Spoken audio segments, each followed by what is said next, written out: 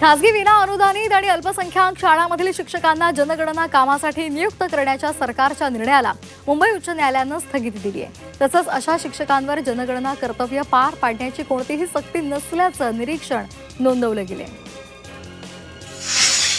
12वीच्या विद्यार्थ्यांना उद्या परीक्षेची गुणपत्रिका प्रमाणपत्र मिळणार आहे। राज्य परीक्षा मंडळानं या संदर्भात कनिष्ठ महाविद्यालयांना वाटप करण्याचे निर्देश दिलेत। उद्या दुपारी 3 वाजता कनिष्ठ महाविद्यालयाकडून विद्यार्थ्यांना गुणपत्रिका प्रमाणपत्र आणि स्थलांतर प्रमाणपत्राचं वाटप केलं जाणार आहे। 11वी प्रवेश प्रक्रिया सुरळीत सुरू आहे। आतापर्यंत एकूण 11,96,000 विद्यार्थ्यांनी नोंदणी केलेली आहे। राज्यामध्ये 0 फेरीनंतर 21 मे पासून ऑनलाईन 11वी प्रवेशाला सुरुवात झाली आहे। मुंबईतील 6 समुद्र किनाऱ्यांवर पर्यटकांच्या सुरक्षेसाठी यंदा जीवरक्षकांच्या संख्येमध्ये वाढ केली आहे। मुंबई अग्निशमन दलानं आता नव्या कंत्राटासाठी निविदा प्रक्रिया सुरू केली आहे। त्यामुळे जुन्या कंत्राटदाराला 1 वर्षाची मुदतवाढ दिलेली आहे।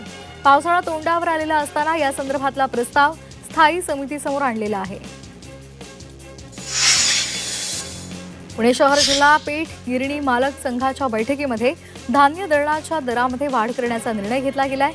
सध्या प्रति किलो 8 रुपये दरानं दळणाचा दर जूनपासून 10 रुपये करण्यात येणार आहे, तर डाळ भाजणीसाठीचा प्रति किलो दर हा 15 रुपये कायम असणार आहे।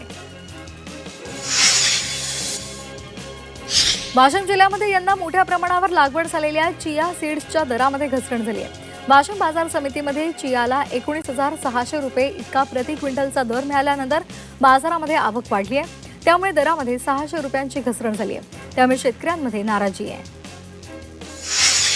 राज्यामध्ये पेट्रोल डिझेलचा तुटवडा निर्माण झाला आहे। याचाच गैरफायदा घेऊन काही व्यावसायिक भाडेवाढीच्या नावाखाली वस्तूंचे दर वाढवत आहेत। मात्र पेट्रोल डिझेलची टंचाई असली तरी कुठलीही भाडेवाढ झाली नाही। अहिल्यानगर इथल्या ट्रान्सपोर्टेशन महासंघाच्या वतीनं हे स्पष्ट केलंय। तसंच कोणतीही भाडेवाढ माल वाहतूक करणाऱ्या वाहनांनी केलेली नाही, असंही त्यांनी स्पष्टपणे सांगितलंय। आगामी स्थानिक स्वराज्य संस्था निवडणुकांच्या पार्श्वभूमीवर पुणे जिल्हा प्रशासनानं प्रारूप मतदार यादी जाहीर केली आहे। प्रभागनिहाय मतदारांची नावं आणि तपशील यामध्ये समाविष्ट करण्यात आलेलं आहे आणि नागरिकांना यादी तपासून त्रुटी असल्यास हरकती नोंदवा असंही आवाहन केलं गेलंय। वाढत्या तापमानामुळे विजेच्या मागणीमध्ये वाढ झाली आहे। वाढलेल्या तापमानाचा पारा आणि उकाड्यामुळे सुट्टीच्या दिवशीही प्रथमच मुंबईच्या विजेच्या मागणीमध्ये 4,000 मेगावॅटचा टप्पा ओलांडला गेलाय। सुट्टीमुळे सरकारी कार्यालय आणि बहुतांश खासगी कार्यालय सुद्धा बंद असताना विजेची मागणी चक्क 4,153 मेगावॅटनं वाढली आहे। हिंगोली जिल्ह्याचं तापमान 40 अंश सेल्सिअसच्या पार पोहोचलं असताना तालुक्यामधील काही भागात वादळी वारा आणि मेघगर्जनेसह पावसानं हजेरी लावली। वादळी वाऱ्यामुळे काही ठिकाणी घरांवरचे पत्रे सुद्धा उडाले, तर काही भागात झाडांच्या फांद्या मोडून पडल्या आहेत। कोकण, गोवा, मध्य महाराष्ट्र आणि मराठवाड्यामध्ये काही ठिकाणी विजांच्या कडकडाटासह पावसानं हजेरी लावली, तर काही ठिकाणी हलका ते मध्यम स्वरूपाचा पाऊस झाला। ताशी 40 ते 50 किलोमीटर वेगानं सोसाट्याचा वारा वाहण्याची दाट शक्यता आहे। मावळमधील पवना धरणामध्ये 28% इतका जलसाठा शिल्लक राहिलाय। उन्हामुळे धरणातील पाण्याचं बाष्पीभवन मोठ्या प्रमाणावर होतंय आणि त्यामुळे पाणी पातळीत कमालीची घट होते। तर सध्या धरणातील पाणीसाठा हा जून महिन्यापर्यंत पुरेल इतकाच आहे असा अंदाज पवना पाटबंधारे खात्यानं वर्तवलाय। तेलंगणमध्ये सध्या उष्णतेच्या लाटेमुळे आतापर्यंत 16 जणांचा मृत्यू झालाय। उष्माघातानं मृत्युमुखी पडलेल्यांच्या कुटुंबियांबद्दल संवेदना व्यक्त करत सरकारनं प्रत्येक मृतांच्या नातेवाईकांना 4 लाख रुपयांचं सानुग्रह अनुदान देण्याची घोषणा केली आहे। हार्बर रेल्वेवर महिलांच्या डब्यामध्ये एका तरुणानं जबरदस्तीनं प्रवेश करत गोंधळ घातला। महिलांनी वारंवार सांगूनही तो डब्यातून उतरायला तयार नसल्यामुळे काही वेळ वातावरण तणावपूर्ण बनलेलं होतं। हा प्रकार सुरू असताना 15-12 या इमर्जन्सी टॉकबॅक यंत्रणा बंद होती असा दावा प्रवाशांनी केला आहे। नवी मुंबई आणि ठाणे पोलिसांनी डोंबिवलीमध्ये पलावा सिटी, खोणीगाव या परिसरामध्ये एकाच वेळी 16 ठिकाणी छापे टाकून 25 आफ्रिकन नागरिकांना ताब्यात घेतलं। या कारवाईमध्ये तब्बल 25 पोलीस अधिकारी, 100 अंमलदार सहभागी झाले होते। या कारवाईमुळे परिसरामध्ये एकच खळबळ उडाली आहे। मुंबई पोलिसांनी शस्त्र विकणाऱ्या टोळीचा पर्दाफाश केलाय। मुंबई पोलिसांच्या खंडणी विरोधी पथकानं 3 जणांना अटक केली आहे। पोलिसांनी या कारवाईमध्ये 3 पिस्तुलं आणि मॅगझिनसह 25 जिवंत काडतुसं जप्त केली आहेत। सांगली आणि साताऱ्याच्या दुचाकींची चोरी करणाऱ्या कोल्हापूरमधल्या चोरट्याला पोलिसांनी बेड्या ठोकल्यात। मिरज शहर पोलिसांनी अटकेची कारवाई केली आहे। पोलिसांनी या कारवाईमध्ये आरोपींकडून 1,75,000च्या 7 दुचाकी जप्त केल्या आहेत।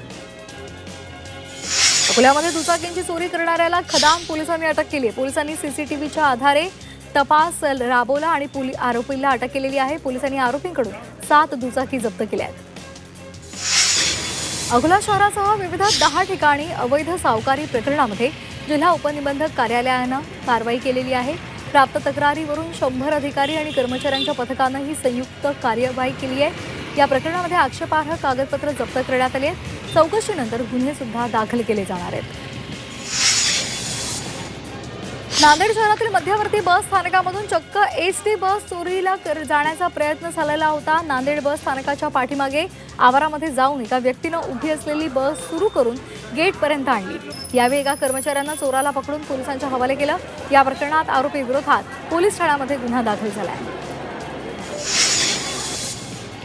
वृद्ध आईवडिलांना मानसिक आणि शारीरिक त्रास देत घराबाहेर काढणाऱ्या मुलाविरोधात गोंदियाच्या जिल्हाधिकाऱ्यांनी कठोर निर्णय दिलेला आहे। संबंधित मुलाला 15 दिवसांच्या आत घर खाली करण्याचे आदेश देण्यात आले। मुंबई अहमदाबाद महामार्गावर विचित्र अपघात झालाय। भरधाव डंपर रस्ता आणि ब्रिजच्या लोखंडी स्ट्रक्चरमध्ये अडकला। यामध्ये मुंबईकडून गुजरातकडे जाणाऱ्या मार्गिकेवर वाहतूक विस्कळीत झाली होती। हायड्रोलिक सिस्टीममुळे चुकून बटन दाबल्यामुळे डंपर अडकला।